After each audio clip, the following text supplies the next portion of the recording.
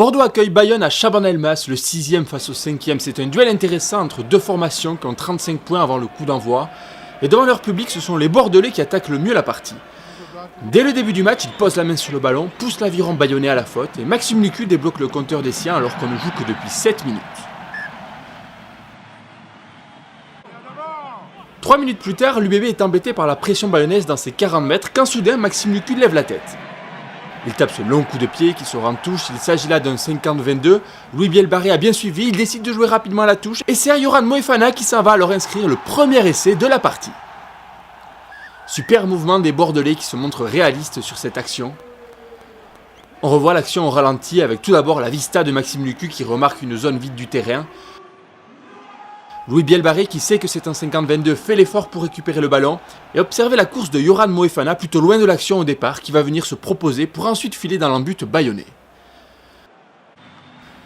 C'est le premier essai cette saison pour le 3/4 centre international, il permet à Bordeaux de mener 8 puis 10-0 après la transformation réussie par Maxime Lucu. La réponse bayonnaise arrive une dizaine de minutes plus tard. Les Basques ont la balle dans les 22 mètres bordelais, mais la défense locale est en place et ils ne parviennent pas à trouver la solution. Du coup, Camille Lopez appelle le ballon. Il est servi par Maxime Acheneau et le Moléonais claque ce drop pour débloquer le compteur de l'aviron. C'est déjà le 6e drop réussi par l'ancien joueur de l'ASM qui est le maître en la matière cette saison en top 14.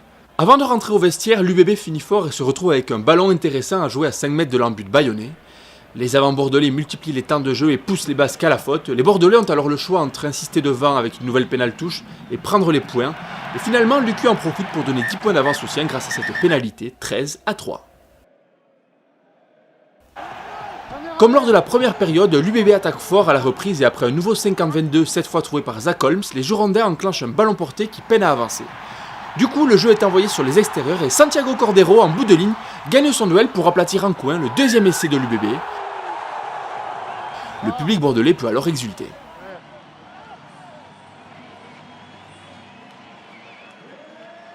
On revoit au ralenti le mouvement offensif des locaux avec les bonnes courses des 3/4 girondins et la conclusion de l'ailier argentin Cordero malgré le retour de Rémi Bagé.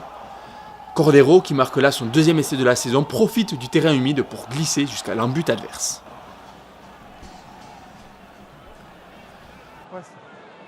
Sous l'œil de Mathieu Jalibert blessé et absent pour ce match, Lucu va passer la transformation en coin et donner 17 points d'avance aux siens. À un quart d'heure de la fin, l'UBB mène 2 essais à rien et peut légitimement espérer un bonus offensif. Néanmoins, sur cette pénalité après une faute de Pierre Huguet au sol, les locaux décident de prendre les points pour assurer la victoire. Lucu poursuit son récital et Bordeaux mène 23-3. L'UBB sait que la victoire lui tend les bras mais l'Aviron veut jeter ses dernières forces dans la bataille. Les Basques ont alors une touche intéressante à jouer à 5 mètres de l'embut bordelais. Torsten van Jaarsveld trouve Denis Marchois dans les airs, un ballon porté se met en place. La défense de l'UBB est plutôt bien organisée dans un premier temps, les visiteurs peinent à avancer, mais ils font l'effort avec une seconde poussée qui avance petit pas par petit pas. Avantage en cours, indique M. Rénal, mais son juge de touche lui prévient que Torsten van Jaarsveld, de l'autre côté du môle, a inscrit l'essai.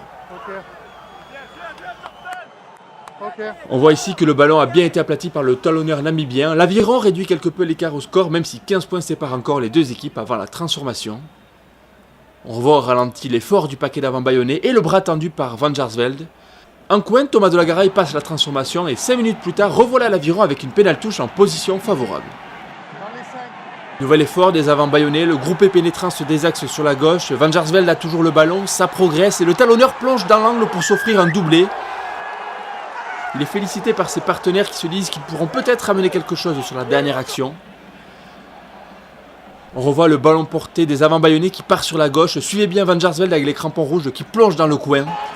De la Garaille manquera ensuite la transformation et Bayonne ne parvient finalement pas à rentrer dans les clous du bonus défensif puisque la sirène, Jules Gimbert dégage en touche. Bordeaux s'impose 23-15.